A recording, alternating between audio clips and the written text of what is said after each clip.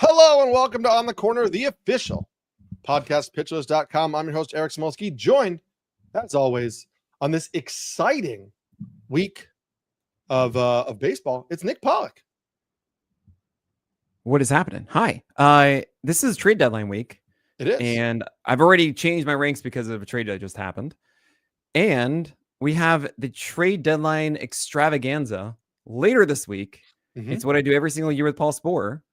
So join us at 4 p.m. Eastern time to about 6:15 or so, maybe 6:30 on Thursday on youtube.com/pitcherlist and playback.tv/pitcherlist for all of the trades that go down at the end, talking about everything that happens. It's super fun. Maybe we'll even get Eric Samulski in there. He's gonna be like, I don't know, I'm really busy, got all this stuff, but it's always great. I just don't know if I'm gonna have time to put on a suit and everything. You know what I mean? Well, you don't have to. You just, will be underdressed. That's okay. Maybe I'll just lean into being underdressed and wear like a tank top or something like that. Oh my gosh. Just don't be like Alex Chamberlain without a shirt, okay? I don't wear tank tops. It's not really it's not a good look for me. So I just don't I don't do it. I don't wear it. Yeah, I don't either. But no, I was honestly thinking, could I get involved in this? I might have to do it. I think you might have to. Yes, the trade deadline, super fun, very like stressful and exciting time for us in the content creation business, because you're trying to enjoy it as a fan, but also keep up with it from the content perspective and the analysis perspective. But yeah, I'm super looking forward to it. Next week on our show, there might be tons of changes. Who knows? Based on where guys go, who falls in and out of the rotations. And it's a fun spot to see if you can, fun time of year to see if you can get some value in your leagues. I will note, we're going to go through all these pitchers right now. I put out 2 columns over on NBC Sports. Last week, I went through the whole pitcher trade deadline landscape of all the guys who could potentially be traded, with some thoughts on that. And then today I put out an article on stashes, guys that you could stash ahead of the deadline, in hopes that, you can get them for cheap before they come up. Guys like somebody maybe you've never heard of, like this guy, Bubba Chandler, who maybe eventually finally might actually get a spot on the Pittsburgh Pirates. Who knows? I will say there are a couple this week that we're getting that actually you've seen in previous weeks that I got really excited about. I pushed them really high up. Who knows? I went out of my way to say, no, they're not on the list. And I'm just going to say those right now. Adam Mako, Carson Wisenhunt. Just when in doubt, just say Carson for the Giants. Yeah. And the last one is Parker Messick. And I did a deep dive on all 3 of them this morning for the morning daily stream, 10 to 12 every weekday morning on Playback. And they're all very new. Yeah. There is not enough to chase to justify at least stashing them past the MLB debut, which we don't initially start for. Right. So we'll see. And we are recording this Monday, early evening, late afternoon. So Carson Wisenhunt has not pitched yet. And obviously Nick will do a podcast tomorrow morning, breaking down all the pitchers that pitched on Monday. So if he has a really good outing and you want to know what Nick thinks about that outing, obviously just listen to the Plus Pitch podcast to see his reaction to the actual debut itself. There you go. But we got a new list. Let's get through it. We have a new list, and as always, I choose my themes from my life. And this weekend we went to a music festival out in Rhode Island, beautiful New England, the Newport Folk Festival.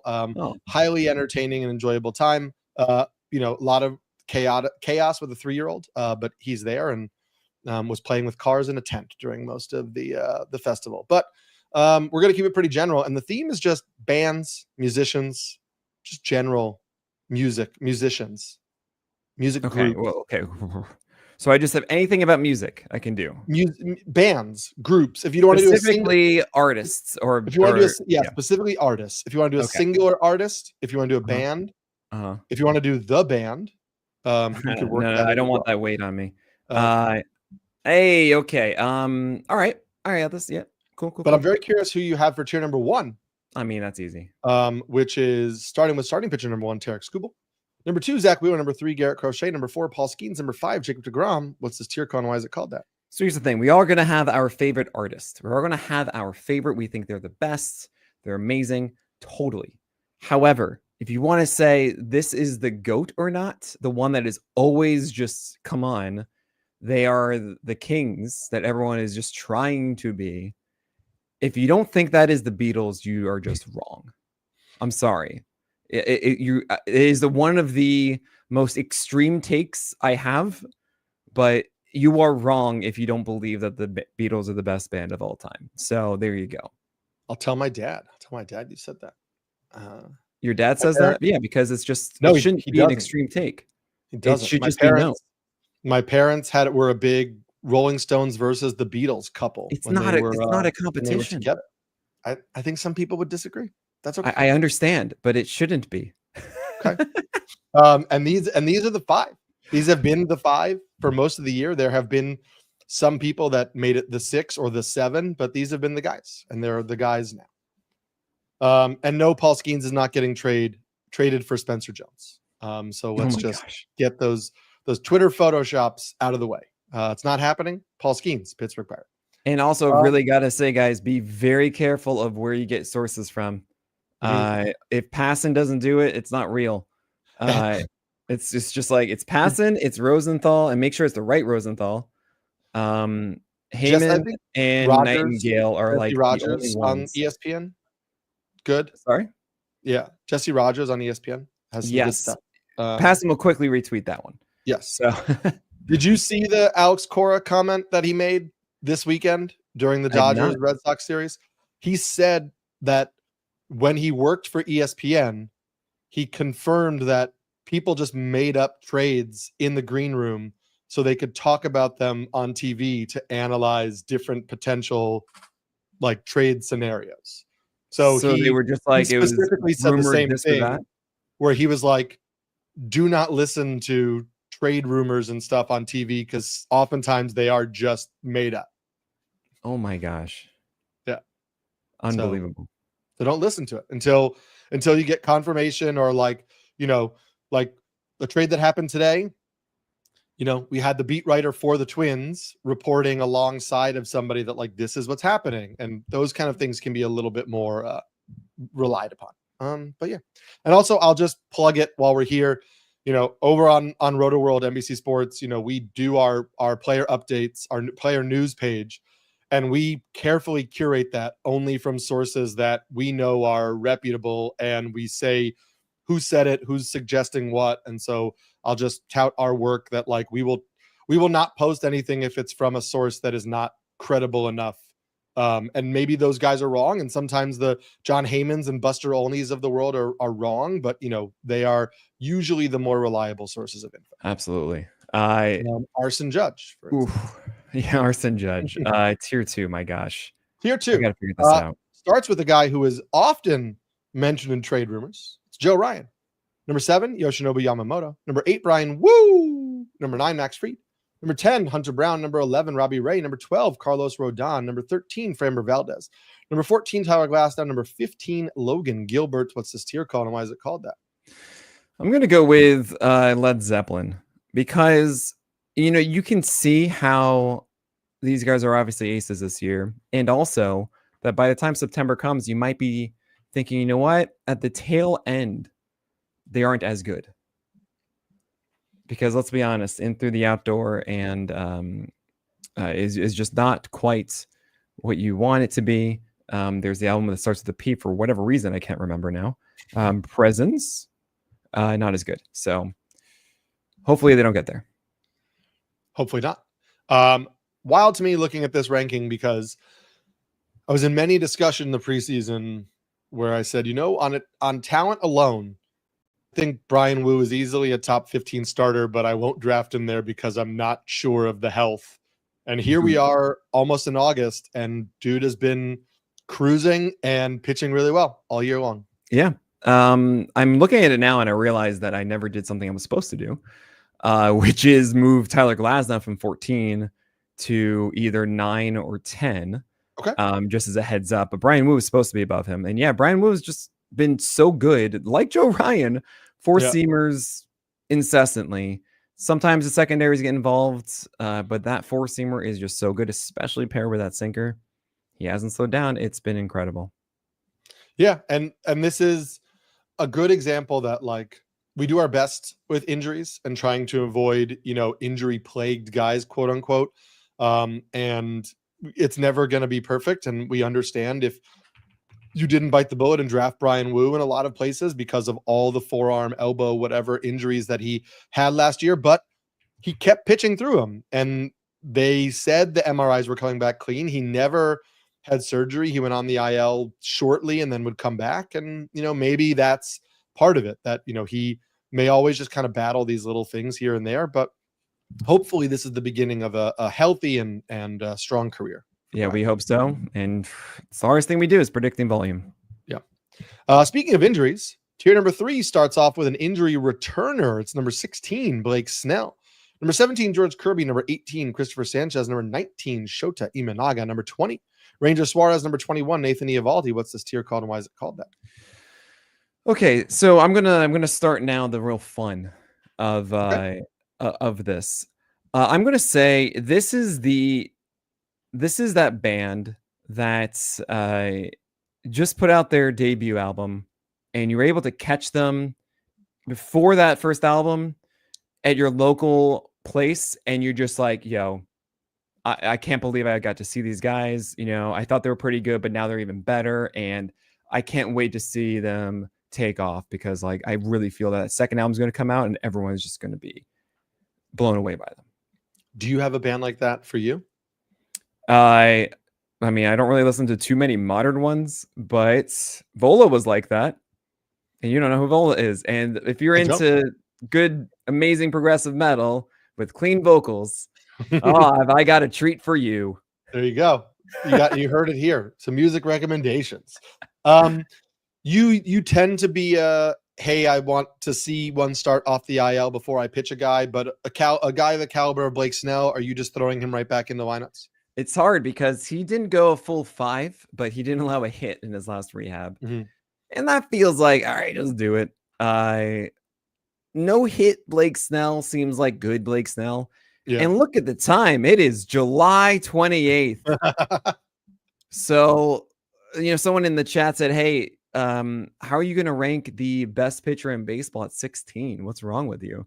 So, yeah, it does feel like that time again. This is exactly the same story we've seen for 4 years with Blake Snell. Right. Thing is, I understand you're not really going to get more than 5 innings, probably 75 pitches or so, something like that. So if you decide not to put him into your lineup, there's a tough drop, and you don't want to drop him right away. You can leave him on the IL for a day or two, and whatever it takes. You probably want from the second start on. I'd be curious to see how they handle that because, Dustin May just threw. They claim they're going to a 6-man, and the 6th man is either Dustin May or Emmett Sheehan.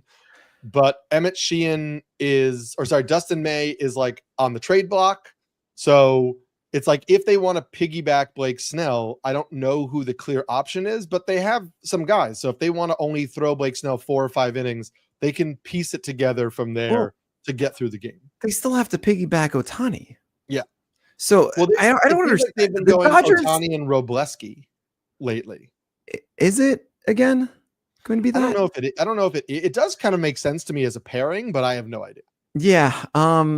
Look, the Dodgers drive me up the wall. Dustin May's going to the bullpen. No, he's not. He's here doing 100 pitches and then it's 90 over the weekend. And I think that Emmett Sheehan is far better as a pitcher. And also does not have the volume of earlier in the season that Dustin May does coming back from Tommy John.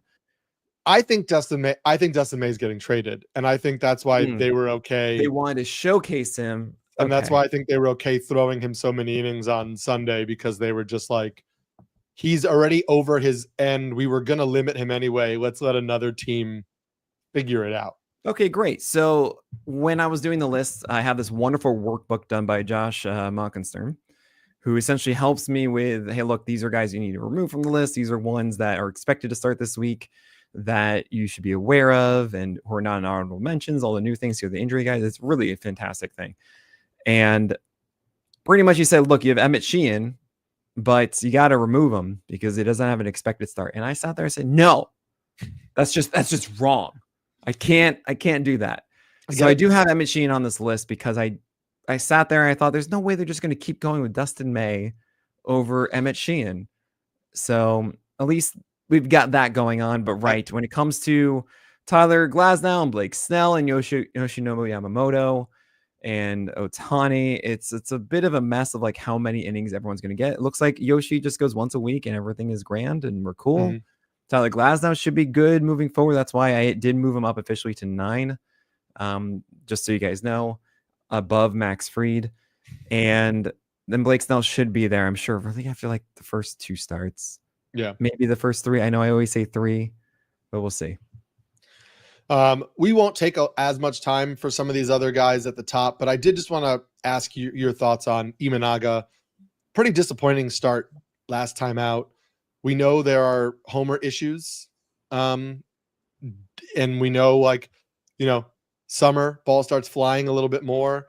Do you have any concerns about him? If the landscape were a little better, would he be somebody that's like kind of closer to like 25-30 for you? I mean, sure. Imanaga was on the path towards his destiny of Ironman AGA before that start. And that was one where the splitter got too much of the zone. So guys were comfortable over the plate with it. And then they took out the fastball bit. But the thing is, you got to be able to hand wave some starts like that for such elite talents. Mm-hmm. Sure. Imanaga got the home run bug one day. Fine. I don't think there was anything that says, well, this is what it is now. The decline, he has too much of a track record. So I'm not really changing that. Okay. That real opinion of him. I really just had to improve George Kirby, Christopher Sanchez, and Blake Snell. Kirby going Blake Snell blueprint more so. It's so crazy. What's the thing that we know about George Kirby is that he throws so many strikes and his four seamer's been too hittable. Well, guess what? He actually had a sub 50% strike rate on his four seamer by design because he actually went out of the zone with that pitch, which is, whoa, amazing. You're doing it. You're trying to do that Blake Snell blueprint with sliders down now and curveballs down, and it's really cool. He had 19 whiffs in his last start, and sure, a little bit more walks, but like that will get polished through, and this is a much better approach for sustainability. While Christopher Sanchez has just been, I mean, someone even put it up next to Zach Wheeler, like absurdly comparable. Right. Yeah. And it's nuts. He's been great. Yeah. When you were like, you're doing it, reminds me of the that gif from Hook where they're like, you're doing it, Peter. You're doing it. It's like, well, are you Julia Roberts here or are you Rufio? What? Are you Rufio or Julia Roberts? Oh, Rufio. I just want to make sure. The looky, I got hooky. Yeah. And then that crushed me as a kid, man. That he was. Did they popularize food fights in that movie? I don't know. I think there was food fights in Animal House. I feel like Animal House popularized. Food fight. He says. I mean, he just shouts it. That's fair. Yeah, that's very fair. But yeah, Hook, great movie. Honestly, holds up too. Pretty strong movie. You should still watch Dustin Hoffman. Amazing. It's great. Yeah, it's great. Great cast. Great everything. Glenn Close is in that movie. It's one of my favorite sneaky parts. She plays the guy who gets the pirate who gets put in the boo box at the beginning of the movie. Tremendous. That's right. Also tremendous are the starters here in tier number 4. Starts with number 22, Freddie Peralta. Number 23, Nick Pivetta. Number 24, Seth Lugo. Number 25, Andrew Abbott. Number 26, Sonny Gray. Number 27, Logan Webb. And number 28, Kodai Senga. What's this tier called and why is it called that? I've got a good one for this one. And I'm going to tell you after this break. So, Eric, I know you have this. It's like you sit down and you're just like, I just want to put on a good record. Everyone has that band for them. Mm-hmm. And that album specifically, and that just kind of that feel. That's what this tier is. It's not necessarily, you're not going to proclaim this is the greatest album of all time, that this is the best artist everyone needs this. It's just for you. It's like, you know what? I'm going to put on, for me, it's Amplifier's debut album. And you guys have listened to that album as I've done the list in the past because I knew that they wouldn't do any copyright claims. So I love it. It's just always just a quality album to me. It's always there. This is the premium, I should say, Holly tier. We have a vinyl player in the office. I play Grace by Jeff Buckley. I mean, all the time. It's not like overly distracting, but the music is really good. I'm a big fan. I did want to highlight just one guy in this tier. I wanted to ask you because it's been a rough month for Logan Webb, and I'm just curious if you're at all worried. I mean, of course, he was an ace at the beginning of it, and I have to every week push him down because sinker changeup right now. And that was old Logan Gilbert. That's when we said, oh, he's safe and he's a 124 whip now, right? That was Logan Webb doing the whole sinker and change thing. So the the sweeper and the cutter have been pushed back a bit, and he's trying to figure out, how do I get those back? I think he can. I don't think it's just completely gone forever. And I'm going to give him some benefit of the doubt there. And also, changeup, sinker doesn't make a irrelevant fantasy starter for him. It shouldn't. It's been a little bit rougher for him, and still Logan Webb is getting volume. He should have a little bit better fortune and all of that stuff. He's still very much worthwhile for your teams. It's just a frustrating moment.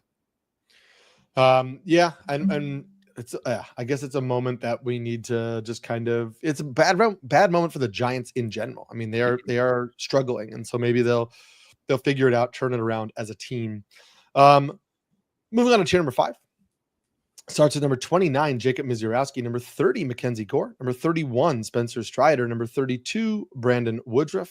Number 33, Dylan Cease. Number 34, Yuri Perez. What's this tier called, and why is it called that? So I'm going to just kind of call this the album tier, because I think about 95% of albums are like 2-3 songs that you return to. And those are just super sweet. And like, there are a lot of artists that you buy the record and it's okay. A couple of them, are going to be what you want. And then a lot of it is just like, nah, I don't really care for this one. This is not my thing. This is the cherry bomb tier. It's either going to be super sweet or blow up in your face. It's really not a middle ground of like, I like all of these songs. And also these are just my favorite ones. A lot of times it's like, yeah, no, I could do without this one. Yeah. Somebody is aggressively ringing my buzzer, but I'm going to tee you up for a question and I got to run and check real quick. But today we're going to see Jacob Misiorowski start again, but the last time we saw an abbreviated start with some abbreviated innings. And so I just want you to tell the people if you're at all concerned about his role going forward. Yeah. So, I mean, this is the problem, is we have these young guys who are absurdly good. And honestly, if Jacob Misiorowski were unleashed, if there was a long leash that we knew about for Jacob Misiorowski, he would be a borderline ace at this point. Unfortunately, the Brewers are recognizing, hey, look, we are in playoff contention. And that means that Jacob Misiorowski needs to be saved. He can't be overthrown before September and October when they need him most, which means we are going to see a limited version of Jacob Misiorowski. Now, is that a bad thing? I mean, it's not off your team. It doesn't mean that every game is going to be 3 innings or so. I'm sure we'll see some 4s and 5s and a ramp up course as well. And even in those limited starts, we're going to see strikeouts. He had 7 strikeouts and 11 outs in his last game, right? So Misiorowski is down to 29 as a cherry bomb because of this. We don't really know what we're going to get with it, but it should be sweet and very helpful. Update. It was a package for my upstairs neighbor. So not even for me, but just aggressively ringing the doorbell. Just because, why not? You're a good neighbor. Thanks. I do my part. Mackenzie Gore, somebody I expect to stay in Washington through the trade deadline, but something to keep an eye on. There are some big market teams sniffing around him. Brandon Woodruff up 8 spots. Is this for you just like further cementing that he looks pretty good and you're content with what he's doing right now? I mean, it's weird though. He threw more sinkers, almost double the number of sinkers versus 4-seamers in his last start. And it wasn't like he only faced right-handers and does that or whatever. It should be an even split at best against right-handers and then favoring the 4-seamer to left-handers, especially when Woodruff has a far better shape on his 4-seamer than sinker, but it worked still. And I think we're all collectively surprised that Woodruff is looking as good as he is after his injury and journey to get back onto the field. So yeah, as long as he continues to pitch well, he will keep climbing. He used to be a top 10 starter. He's not quite there yet, but he's looking great.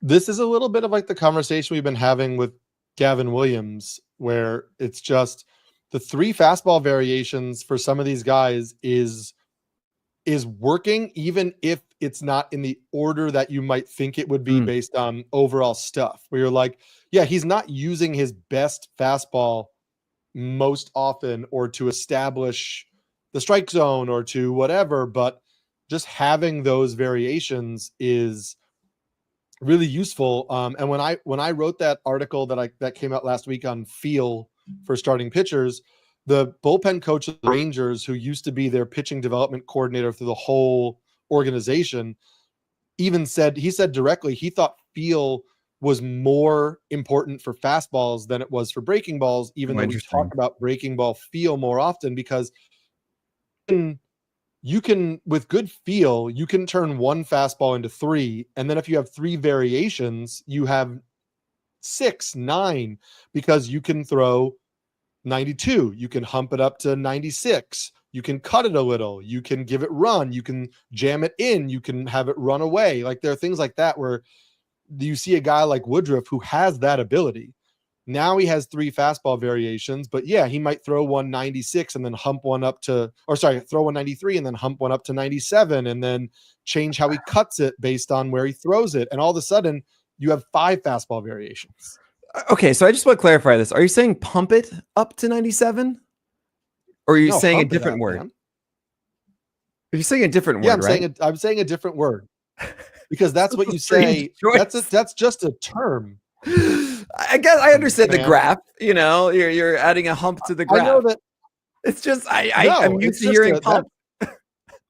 Which I guess isn't so great either.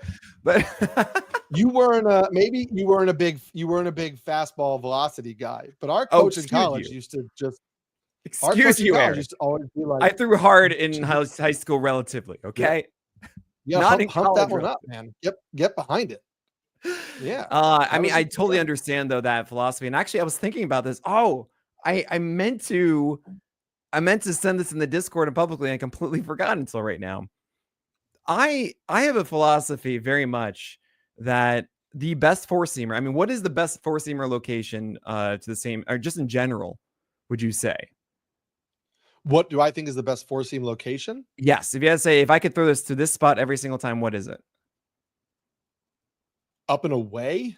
No. Yeah. I would say it's up and in. If you can go up and in and jam a guy with a 4-seamer, I mean, I rarely see highlights of home runs getting hit there. I guess I'm thinking when I was a hitter, yeah, I didn't react to up and in as often because out of the hand, I didn't feel like that was a pitch I could hit because it was already coming in on me and it was elevated. So I was more liable to not swing. And it'd be a called strike away. I was more likely to offer, even if it was like 2 or 3 inches above the strike zone. Sure. And getting your hands up and above a fastball 2 inches above the strike zone is really hard. Right. So, but I'm not saying even like elevated. I'm saying if you had to pinpoint every single pitch, right? That's a strike zone pitch. Oh, sure. If I could throw a strike in the strike zone up and on the hands every time, I think right? I would never allow hard contact. Exactly. So what I'm getting at is over the years, I was just realizing this. I feel as if we have been throwing, and I need to check the data, the fewest 4-seamers up and in than I've ever seen. I feel like I just don't see that anymore. I feel like it's generally only referred to really as up or down. Sometimes it's away, and like down and away is trying to be the target. But when it comes to, it's just generally not inside unless it's trying to be like a front door, like a surprise sinker or something like that. Yeah. But with a 4-seamer specifically, maybe it's a cut 4-seamer that comes into the opposite-handed batter. But like just even a right-handed fat 4-seamer up and in is just not the goal a lot. Maybe it's because when guys get nicked by 0-2 pitches like Manny Machado, they start bases clearing brawls. Sure. Even though but I mean, that was such a huge part of the game for so long.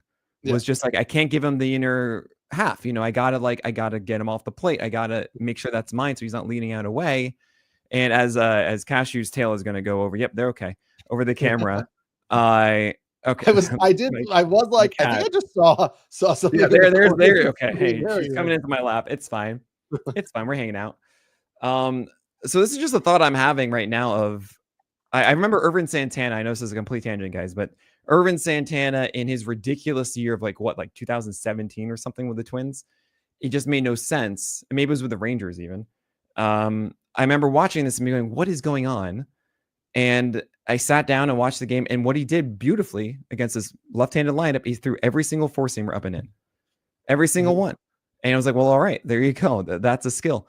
I don't see that at all anymore. So I'm thinking about that statement you're saying about feel of four-seamer. I 100% agree. Of if you have a feel of your four-seamer and your sinker that you can actually own all four quadrants of the zone properly, fantastic. I actually would say I see lefties do four-seamers up and into right-handers. I do see that. Jesus Luzardo does that. Matthew Liberatore did for a bit. Noah Cameron does it. I don't see School as much as I want him to. I see Max Fried, but really he's turned it into a cutter. I see that a little bit. But yeah, I don't know. It's just a thought I've been having recently. Yeah. I love your Dr. Evil moment with the cat. We are still only on tier 6, so we're gonna speed through this, but hopefully people found those slight tangents interesting and useful. Tier number 6 starts with number 35, Matthew Boyd. Number 36, Nick Lodolo. Number 37, Sean Manaea. Number 38, Noah Cameron. Number 39, a sneaky right-hander in this tier, but it's Merrill Kelly. What's this tier called, and why is it called that? That is interesting. Yeah, it's 4 lefties and a right-hander. I would say that whenever I think about like, hey, Nick, put some music on, I go, okay, hold on. So do I do the 90s playlist? Well, yes. I don't know. I don't really want to do that one. I need to do something else that is interesting and like everybody can accept is good, but I don't want it to be like the Beatles or Stones or something. Got it. I put on Stevie Wonder. And he's always there for you. It's just always just good quality. Don't need to think much about it. This is that tier 6 with a lot of hollies.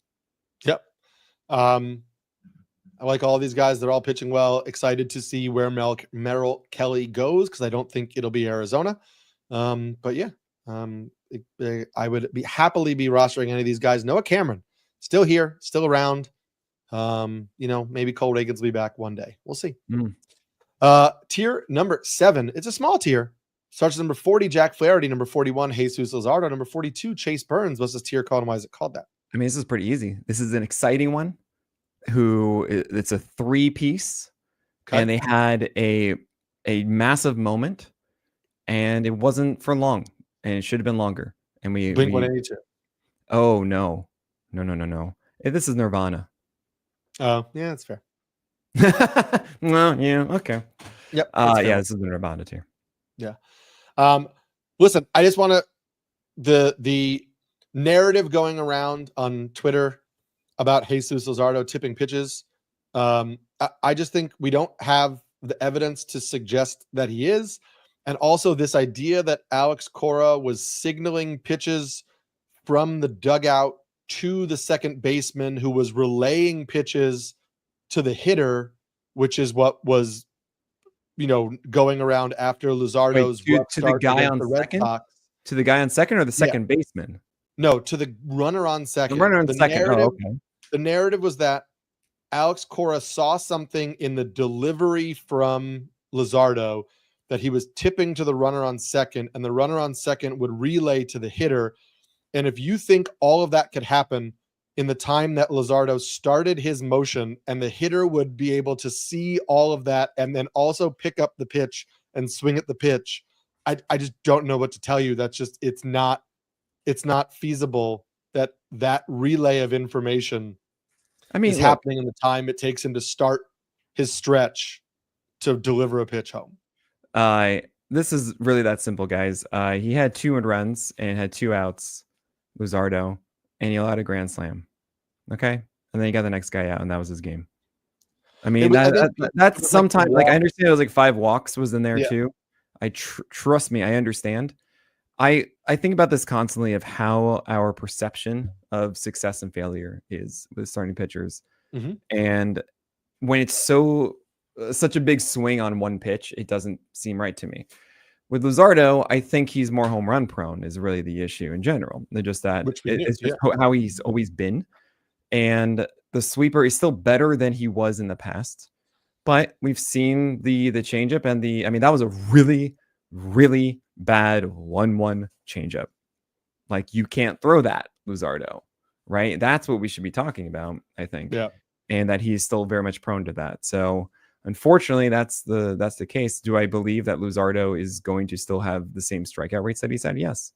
Do I think he's on a good winning ball club? Yes. Do I love the fact that he's healthy in pitching? Yes. Like, yeah, he should generally be helpful for you, but yeah, he is going to be more volatile. So thus he is tier 7 at 41. Oh my gosh. Hold on. I have to stop. I got to stop Cashew from eating plastic. Hold on. Cats, man. They don't give a you know what. They will do whatever they want, whenever they want. Tier number 8 starts with another volatile option, but one that probably won't eat plastic. It's Edward Cabrera. At number 44, Trevor Rogers. At number 45, Reese Olson. Number 46, David Peterson. What's this tier called and why is it called that? This is that album that there's the artist that your dad sits down with you. Oh, you didn't understand. Like, this is these are the guys. This is it. Oh man, they were just such a staple. You're like, cool. This is what they are. It's just like, you're just gonna hear this around the house all the time, and like, you generally be like, all right, that's like a baseline band. This is your Toby tier. That was Steely Dan for me growing up. Oh man, honestly, I thought of the Asia record as I said that. I'm not even kidding. Yeah. I never really got into Asia. I still have to give it a major listen. No, my parents would actually put on Alanis Morissette a lot. Jagged Little Pill, so good. And obviously everyone knows the song You Ought to Know. Yeah. As kids, we didn't really understand it.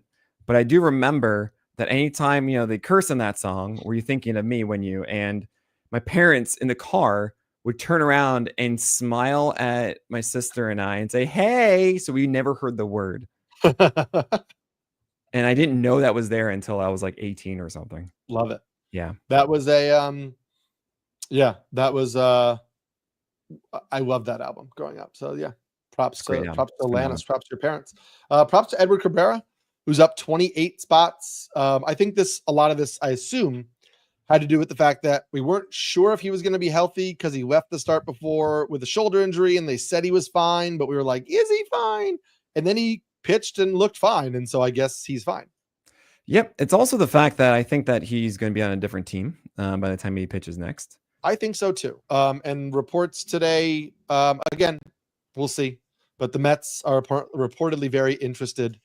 Could you see a Vientos for Edward Cabrera type of deal? Could be interesting. Controllable assets for both. Is Vientos the new Andujar? I think with slightly more upside because we saw like a full season of it last year when completely. I was actually really in on Vientos entering this year. I'm just thinking of like, I keep seeing Vientos thrown around. Vientos. I'm like, okay. Yes. But I do want to mention in that sense. Yeah. With Edward Cabrera since May 4th, since he got Obi-Wan in his ear, 2.47 ERA, 110 WHIP, 26% K rate, 7% walk rate. Across 70 innings or so, 13 starts. And that's pretty dang cool. Yes. For a guy that everyone says, no, he's never going to ever stop walking batters. He had a 12% walk rate. Actually, season best was 11% prior to this season. And this is really just goes down to, I think you and I for like 2 years have been saying like Edward Cabrera has this possibility in him, but are we going to see it? And to see finally, he says, great, I'm going to make that pitch change. If I realize that my changeup, my curveball, my slider are more consistent strike pitches than the four-seamer. Yeah. And even the sinker more so than the four-seamer too. So it's been pretty cool to see it. And at this point, it's like, yep, he's good enough. Is he going to be that kind of ratio? Probably not. I still haven't seen him actually do the same thing for like 3 starts. But you should be very encouraged by Edward Cabrera. Yeah, I am. I'm in. So hopefully it works out. And then listen, I gave the Orioles a lot of flack because Kyle Stowers turned into an all-star without them really giving him a consistent chance. And I still think they didn't necessarily handle their hitting prospects all that well. But maybe the return of Trevor Rogers in that deal was not as terrible as it seemed initially because he's looked pretty good this year. Yeah, he didn't face the toughest offense in his last one, and I think he would have been burned more. because he threw a lot of four seamers and changeups that were pretty hittable, and his slider wasn't on point, and he wasn't at 94 on his fastball. But Trevor Rogers' fastball, it's one of those things with lefty four seamers at times just do better than you think. And I gotta figure that out a bit, but there's something about it. We see it with like Eric Lauer's four seamer is just like, hey, this is working. I'm like, how is this thing working? So it's been nice to see. You keep rolling with it. I'm not going to tell anybody that you have to drop this, because it's just, no, he's killing it. How can you? Right.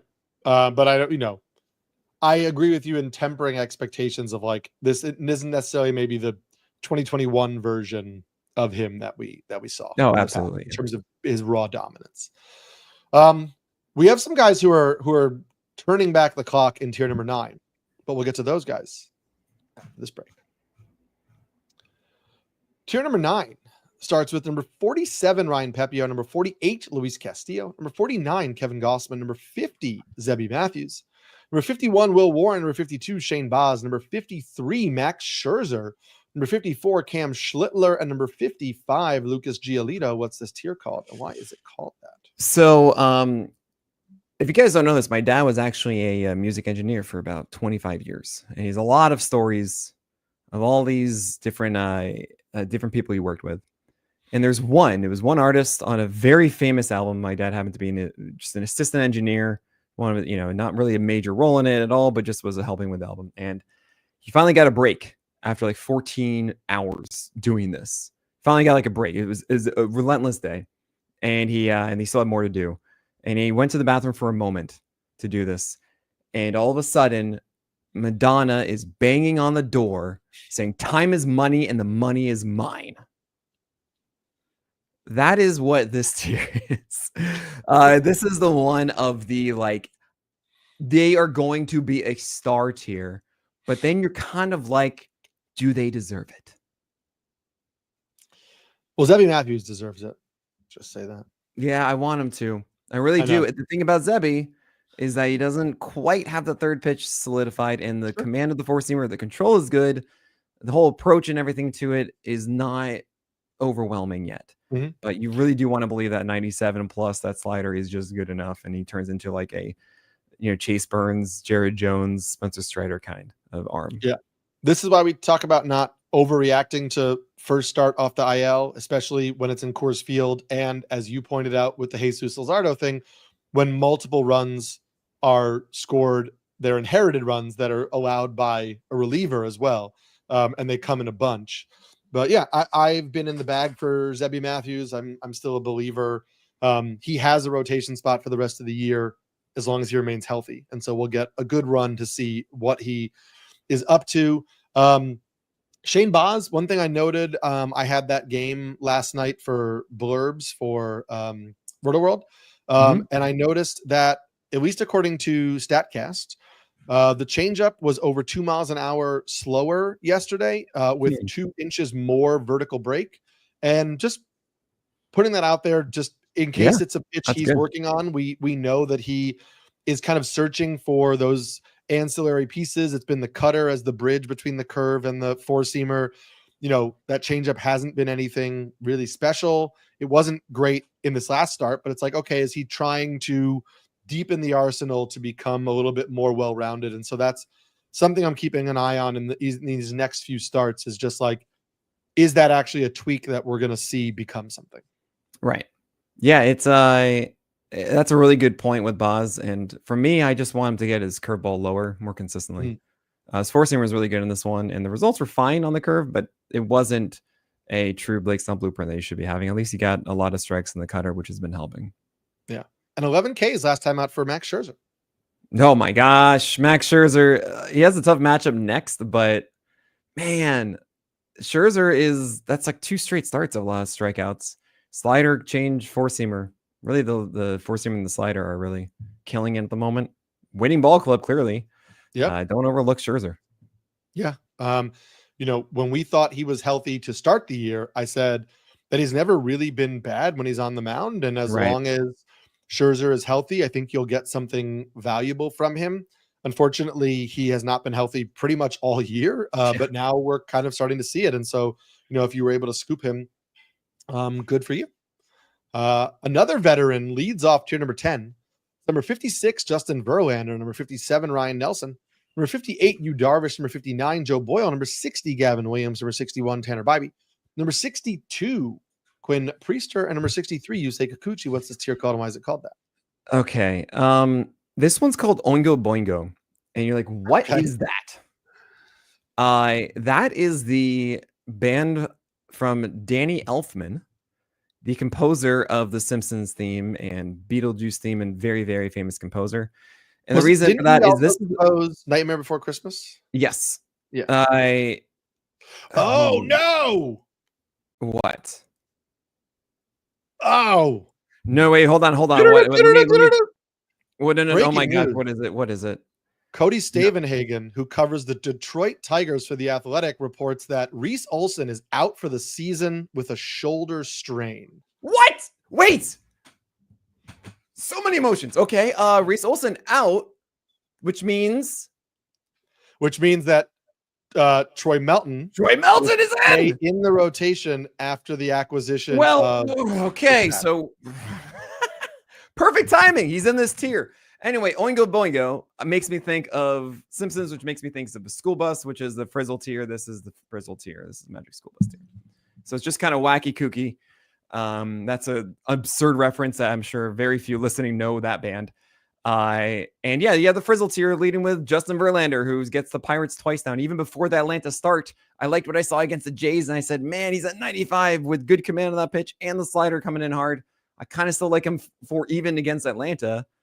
And he walked 5, but it was 3 in the first and then 2 more times to Matt Olson. And now he gets the Pirates twice. And I'm just like, go for Verlander. You're going to have Troy Melton. I'm going to put him around, I'm going to say above our boy Gavin, right at 60, which I know is crazy, right? How could I do that? Because Troy Melton is really, really, really good. And that debut was a debut. We do not start debuts. He also had a really bad second inning and was disgusting after that. He throws a fantastic four-seamer. He throws a very whiffable slider. He had all of his pitches, I believe, his first 4, all above a 60% strike rate, which you don't normally see from a rookie. So especially one in their debut. I think now Melton with Olson out, maybe the Tigers get someone else now too. But I got to put him here now. Well, we know Melton is still scheduled to start today, Monday. That is not changing. And so Melton is in the rotation starting today against the Diamondbacks. Looks like Pollack will start Wednesday against the Diamondbacks. And so we go from there. And maybe this is a one-time thing with Melton. We'll know after the deadline, but he's in for right now. So if you're listening to this live, you can, treat that as you will. Remember that, JT Ginn looked pretty good yesterday against the Diamondbacks because it's the Diamondbacks offense without Josh Naylor, and that's a little bit reeling right now. So we'll see what happens. Joe Boyle is in this tier, back in the rotation with Taj Bradley demoted to AAA. Joe Boyle's next 3 starts against the Yankees, the Dodgers, the Yankees. It's not a great run for Joe Boyle. So, in shallower formats, you might have somebody that you think is a little bit more viable. Yu Darvish, last start out, did not look really great. I'm just curious if you have any shred of optimism for Yu Darvish this year. I mean, absolutely do. I think that he's just going to get better. He's gone through rough patches in his career. It's not like he's throwing softer or something like that either. Sure. It'll take a moment, but he will certainly get there, I think, with Yu Darvish. And keep in mind that this is the this is kind of the mid 50s to the mid 60s, which is right where it gets difficult to discern what you need for your teams and the way to go. There's a lot of shifting happening now, right? The guys in tier 9, we feel like, okay, we probably are not going to be dropping them. We feel like this is actually the things should be chasing for. Well, tier 10 turns into things that are like, I'm just done next week. And that's why tier 11 are your Tobies. If you don't really want to be dealing with that, we think that they're going to be just good enough. So that's why I have Joe Boyle here and Darvish here and Ryan Nelson. Gavin Williams, we're mentioning Tanner Bybee. Please just show me something again. I don't really believe in Quinn Priester, but I get that you're rolling with it. And specifically with Joe Boyle, there's a good question brought up in chat, which was, well, the Yankees are without Judge, and the Dodgers have been cold. Is it really that bad of a stretch moving forward for Joe Boyle? And you say yes. Okay. Yeah. Well, first of all, the Dodgers, I mean, cold, I think is a little bit of an overstatement. They've certainly been cold. I mean, it's really been Ohtani and Will Smith who have carried it, but Freeman and Betts are far worse than what we expected. Well, Betts for sure has been cold. Also, Betts, revealed what he was going through personally over the weekend with the death in the family. There's a lot of stuff going on with him that he's working through. Absolutely. But I watched a lot of that Red Sox series, and it's like all the Ohtani at bats are tough. All the Freddie Freeman at bats are tough. The Teoscar Hernandez at bats are tough. He's hitting real well right now. Conforto had a huge series against the Red Sox and is hitting like 280, in July. Those at bats are a little tough. Will Smith's at bats are still pretty tough. So even though it's not like, they're not clicking like they were before, there's not a lot of spots in that lineup where you're like, okay, this is an easy spot. Like even Mookie Betts, it is a tough spot to pitch through in the lineup. And then the Yankees, we know it's one start without Judge. It might only be one though, because it's very fair. Right, it could be the minimum mistake, and then definitely. And there's still enough hitters in the Yankee lineup where, like, yes, you're avoiding that one, like, oh man, bat, but you have a solid enough lineup all the way through, where it makes me a little nervous with somebody like Boyle who doesn't have the track record. If you're talking about, a top 30 arm, it's like, okay, I'm not really scared of this run out right now. But Boyle, he doesn't have the MLB track record this year, which makes me trust him in those spots implicitly. Yeah, you're convincing me a lot here. Especially, schedule is something I emphasize a lot, and I was not aware of how bad that is. And you've certainly convinced me that something to fear with someone who already is weird with his command or really his control. So I'm going to be moving Boyle down into the other upside tier, which is tier 12. And I'll probably put him, let's say, after I'll put him after Emmett Sheehan then. Yeah. So that's going to be around 80 guys. So I'm moving him from 59 to 80, which really does emphasize the point I'm trying to make of how it's not that different from 60 to 80. Yeah. It's just a lot of guys with different groupings, and when the schedule's bad like this, okay, we're just gonna move them down, go with something else. And again, that's the emphasis of, like, Nick does his rankings, and we do this show focusing a lot on 12 teamers. If you're in a 15 team league, somebody like Boyle, who has upside in a rotation spot, is probably going to be more valuable for you. I would actually say less valuable, because you can't take the chance on that. You're going to want the volume. Like a 15 teamer, you would definitely be going after like Brandon Pfaadt more so. Sure. Yes. Sure. Now that's an entire tier 11 tier gets pushed up higher than that. I guess I would argue there are some guys in tier 11, and we'll talk about them, that I think are maybe a notch below that. And I would rather take Boyle over like a Chris Paddock per se. Oh, but interesting. Again, we'll cross that bridge right now. We get to tier number 11, which starts with number 64, Brian Bayo, number 65, Casey Mize, number 66, Michael Soroka, number 67, Cade Horton, number 68, Matthew Liberatore, number 69, Zach Eflin, number 70, Michael Wacha, number 71, Brandon Pfaadt, number 72, new Detroit Tiger, Chris Paddock, and number 73, Brady Singer. What's this tier called, and why is it called that? I'm going to say it's Men Without Hats. Oh, yes. Tremendous. I was just doing that really because it's a Toby tier. And I feel like Men Without Hats just makes me feel like they're in a brown suit. But I'm glad that you appreciated that one too. And I would say these are all your guys that, like, all right, fine. Generally, you're going to favor them over a streamer. You're going to say, well, this is above a streamer, technically. I do think that Zach Eflin should be honestly out of this one and in the higher one, but we just haven't really seen him do it for a bit.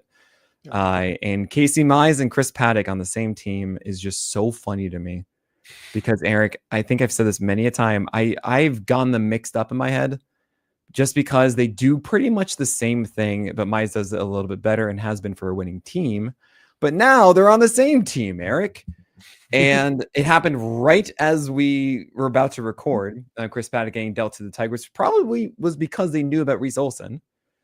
And it is kind of encouraging if Troy Melton's still there, that the deal wasn't to kick out Troy Melton, it was to replace Reese Olson. But Casey Mize, four-seamer at like 95 when we're on a good day, when we're happy, like maybe even closer to 96 on a very good day, with a split variety, and a developing number 3 breaking ball. And then you have Chris Paddock, who's at 94 plus with good vert, again, like 17 inches of vert is what you're hoping for, with 7 feet of extension, a split change, and working on the third pitch. It's been kind of just there in my head forever. So that's why they're in the same tier. I prefer Mize. But yeah, you don't like Chris Paddock much, do you?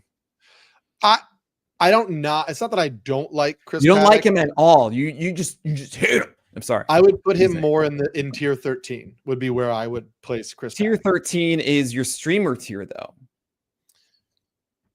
Then Then maybe he's off the list. I don't know.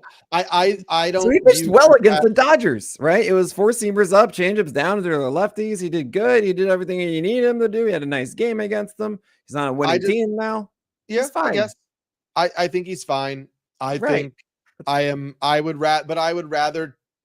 rather take somebody like Joe Boyle, is what I'm saying. I would rather take the upside of Joe Boyle because I think I have just as much downside with Paddock. Like, it's not like Paddock is, to me, Paddock isn't the Brian Bayo or Matthew Liberatore, where like we've kind of seen that their floor is pretty high more recently. And Paddock, I think we've seen those implosions also of late, where I think his floor is a little more in question than some of those. That makes sense. I mean, I generally see all these as like, cool, you are safer to be able to go 85 pitches and get through 6. Right. And like, that isn't Joe Boyle to me. So it's really just, agreed. It's just like, all right, these are volume guys that are slightly better than a streamer in most cases. And I just kind of group them all together like that. And then I go to tier 12. So, but if you would really prefer something that is more exciting, that maybe could break out of this and jump up a higher probability, then that's tier 12. And that's why it's just always really hard doing 10, 11, 12, because they're always a different situation for what you need. And you're saying, hey, Joe Boyle is what it is. But the thing is, you just told me 3 starts that you don't really want to start Joe Boyle. And are you not going to stash him? Are you? Right? I think in a 15-team league, I might be more not a willing. 15-team league, though. What? This is for a 12-team. No, but that's why I was saying to you prior that the comment was that I think in a deeper league, I'm more willing to roll the dice on a Joe Boyle against the Yankees without Judge than I would be Chris Paddock. Personally. Okay. Now, but in a 12-teamer, would you prefer Paddock over Boyle? I'd prefer neither. To be honest. Well, right. I mean, okay, but that's not the question. No, I don't know that I would. I don't think Paddock to me doesn't have enough upside for a 12-teamer, in my opinion. I mean, the thing is, win chance is probably going to be higher for Chris Paddock. That's where I'm going with this, because I think he's going to get deeper into the game, and it's part of the Tigers. While the Rays might overmanage Boyle, it's against 2 winning teams. The Dodgers and the Yankees. It is more. I mean, as far as floor goes, like we know that Boyle can walk the camp and be done in 3 innings easily. Sure. Like, that's kind of where I'm getting at with it. But like, head, it's not. You know, I totally understand both sides of this. I guess in my head it was because Paddock was the Red Sox, and now he's going to face Arizona on Wednesday. Arizona's weak, actually, with PLV projections right now. And by Wednesday, Suarez might not even be. On the Diamondbacks. Great point too. Yeah. So that's probably a better yes. I was thinking Paddock was facing the Red Sox, and I was not. Even that's away. Red Sox is pretty good. Away from Fenway, they're not as strong. Maybe, but I don't think Paddock is. I don't know. Okay, we spend so much time on the sheriff. I'm so sorry. It's all my fault. But you know what? We are near the end. We've got tier 12 here. We're going a little bit long. I don't have as much to dig into with these guys. Tier 12 is number 74, Zach Gallen. Number 75, Sandy Alcantara. Number 76, Jose Soriano. Number 77, Drew Rasmussen. Number 78, Clay Holmes. Number 79, Slade Ciccone. Number 80, Emmett Sheehan. Number 81, Jose Barrios. Number 82, Kumar Rocker. Number 83, Richard Fitz. What's this tier called and why is it called that? So, Eric, I don't know if you know this. I had a band for about 3 years. Okay. I mean, I had others beforehand. There's before I did Pitcherless and everything. I actually thought I was going to be a guitarist for that was my profession. That's what I thought I was going to be. I was like, okay, this is not going to work out. This is a stupid idea, Nick. But then I got together with some of my friends and we all played music. We're like, hey, whatever we can do is we got a drummer, we got 3 guitarists, so one that will take bass and sing, and whatever. We got a band and we can go do some gigs. So this is the Pocket Dogs tier, and the band is totally going to make it. Is really the whole idea of it. But we all really know the band is not going to make it. Like you can squint and see it, but we all know, come on, we're not expecting that in the slightest. I would love to hear some Pocket Dogs music though. Oh man. Don't search for that. I want to really warn everybody. We knew that this is like, it's not well produced or whatever. You can hear the understanding of songs. I did not write the lyrics or the vocals, or okay. I just did the guitar and the structure of all the songs. Okay. Anyway, Zach Gallen, I think, is going to get traded. And I think if he's available in your league, same with Sandy Alcantara, this is the perfect time to stash them. Because if they go to a good scenario, I think there's going to be a lot of momentum behind that. And if they are available, go snatch them now. See what happens this week. I wish Richard Fitz had a little bit more of a normal schedule to determine how talented he actually is. We talked about how he was like called off his rehab early because they needed him, even though he wasn't done with his rehab. Then he got sent back on his rehab. Then he came back and looked good. Then he was off for 14 days during the All-Star break and got a start after 14 days of rest and looked bad. And I think, the Red Sox are going to trade for a starter and he won't be in the rotation by the weekend, but we will see how that goes. He'll be their 6th starter and maybe we'll replace Walker Buehler or who knows. Yeah, we'll see. Number 13 starts at number 84, Colin Ray. Number 85, Mitch Keller. Number 86, Tyler Anderson. Number 87, Logan Allen. Number 88, JT Ginn. Number 89, JP Sears. Number 90, Eric Lauer. Number 91, Chris Bassett. Number 92, Jacob Lopez. Number 93, Jansen Junk. Number 94, Frankie Montes Jr. Number 95, Jose Quintana. What's this tier called and why is it called that? This is the TLC tier. Because don't go chasing. They'll burn your house down. Don't go chasing waterfalls. Stick to the rivers and streams that you're used to. This is the streaming tier. Is it rivers and streams? I don't know, but I'm just saying it is right now, okay? I think it's rivers and lakes, isn't it? Yeah, why not? I think it's rivers and lakes. Just let me have this, Eric. Oh, rivers and streams. It's rivers and streams. Whatever. We'll let you have that. I won't. I'm not going to get all, TLC lyricist with you, but I just need some TLC right now from you. Okay. Yeah. Well, you got a cat for that. Why? What separates JT Ginn from the Chris Paddocks of the world? Oh, I don't know. It's really that I have no idea what JT Ginn's going to do. Yeah. He just went 95 with a really good sync and it's really cool. But he also did that at the beginning of the year, and then he didn't after. Yeah. Not to mention, Paddocks of the world have a really solid number 2. Okay. And Ginn, it can be the slider, but it hasn't really been that solid yet. I'm not as... I need to see more with Ginn. I'm excited about it. I had him as the SP Roundup lead, and I'm curious if that 95 sinker is still there, if you can command it right, if you can get the sync on it at 2 vert, which is so good. But I don't know yet. So, it's him and Sears. And Sears is throwing changeups. And actually, literally just had the best commanded game of his career, in my view. There's some rumors that they may trade Sears. No way. Is that true? Uh-huh. Oh my God. No. Okay. Okay, and this Eric, would be did you listen to the time craft for them to do it because the value is high right now. Did you listen to the craft? Not yet, no. We had to do dark horse trades, and out of nowhere, I just said at the end, JP Sears back to the Yankees, and Eno was like, "What? Like, where's that?" I was like, "Don't worry, I just have a feeling. No rumors, no nothing, and you're telling me now that they're trading Sears." Well, I said there are rumors. There are rumors ESPN that making things up for TV. Okay, no, cool. no. It was. I forget who it was. It was one of the beat writers. It was me. I think it was like Martin Gallegos, but I don't want to falsely attribute that they are open to the idea of trading Sears because even though he's a controllable starting pitcher, they're hoping to get controllable starting pitchers whose age matches up more closely with the age of the lineup, so that they're building a roster that kind of peaks at the same time.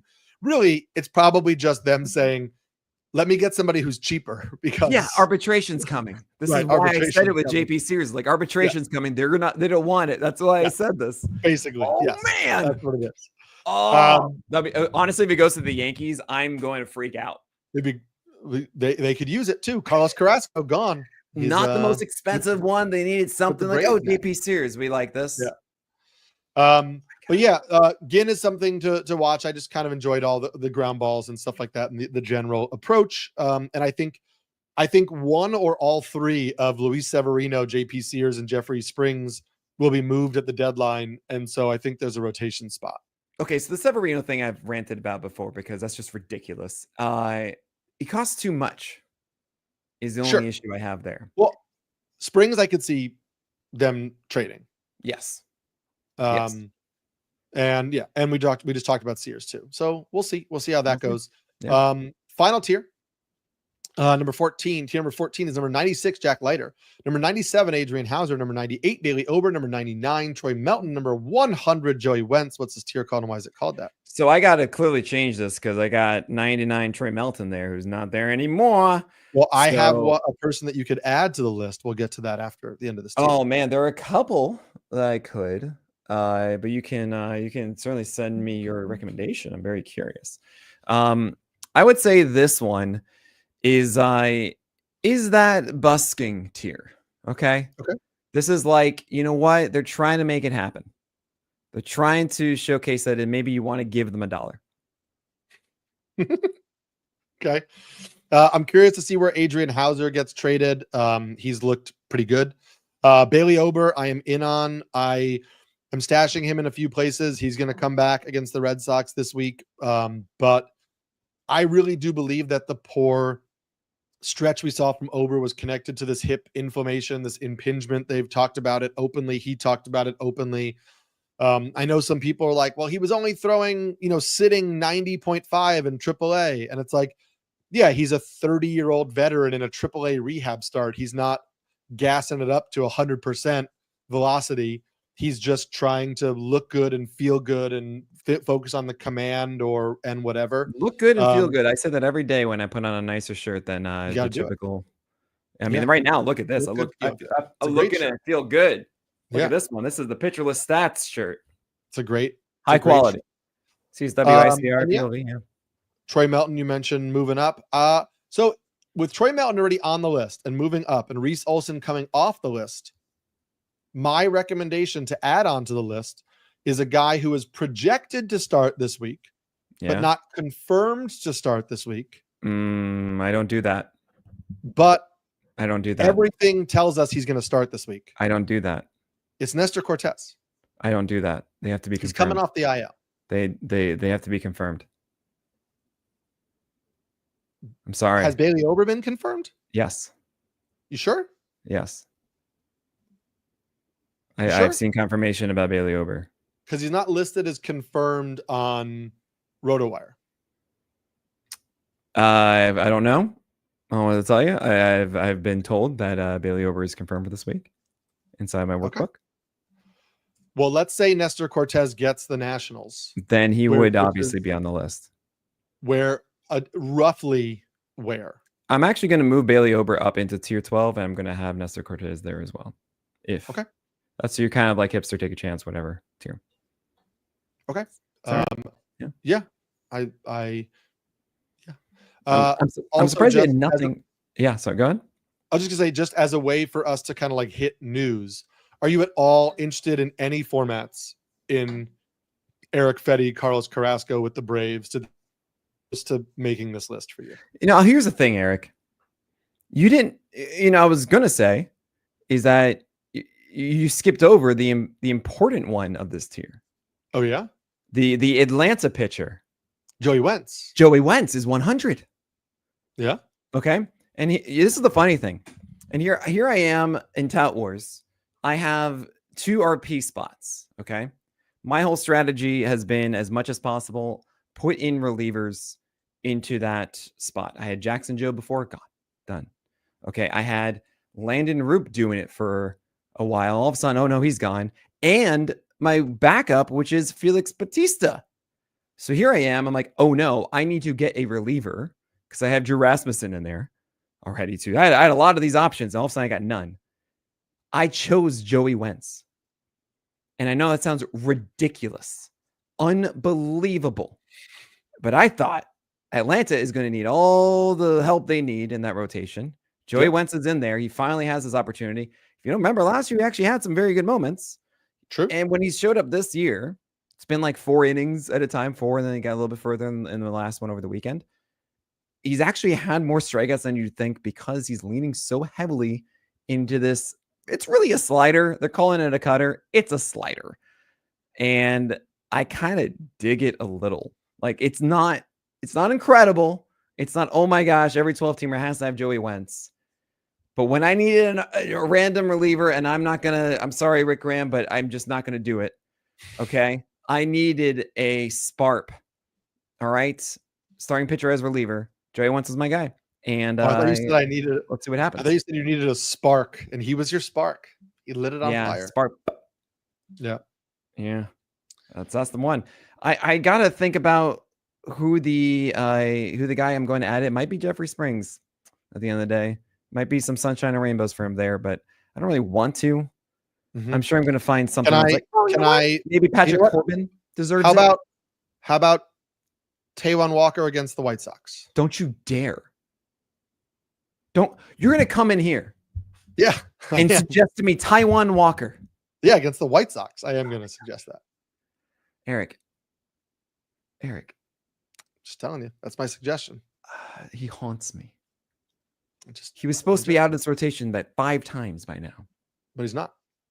Mick Abel, what happened? Well, he's not. What happened, Mick? Aaron Nola, how's that ankle, buddy? I'll say, right, according to PL Bot, the PL projections, Taijuan Walker right in line with Jose Quintana, Eric Lauer, Colin Ray for this week, ahead of Chris Paddock for this week. I won't do it. Just saying. I won't do. I know you're saying. It's been said. Just saying. I'm just saying. One other thing I do want to mention is you guys might be surprised to know that Joey Cantillo is not on the list this week. And do you know why, Eric? Is it because isn't he facing like the Phillies? No, he's facing the Twins.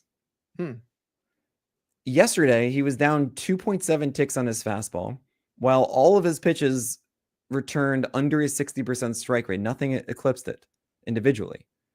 This is an injured pitcher. I mean, this is all the signs of being a hurt pitcher, and it's terrifying to me. So he's off the list. Well, that would be terrible. Yeah, we'll cross my. That'd be really terrible. Yeah.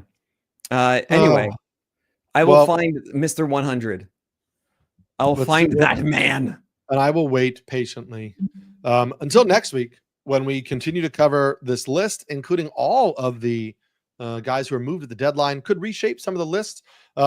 Remember to keep it locked with Nick on the trade deadline, him and Paul Sporer. I will have a waiver wire column out on Sunday that, goes through all of the trade deadline stuff as well. So you can check that out over on NBC Sports. We'll be back next Monday to break it all down. I am Eric Samulski, the Pelican. Aaron Savali. Can make it Aaron Savali.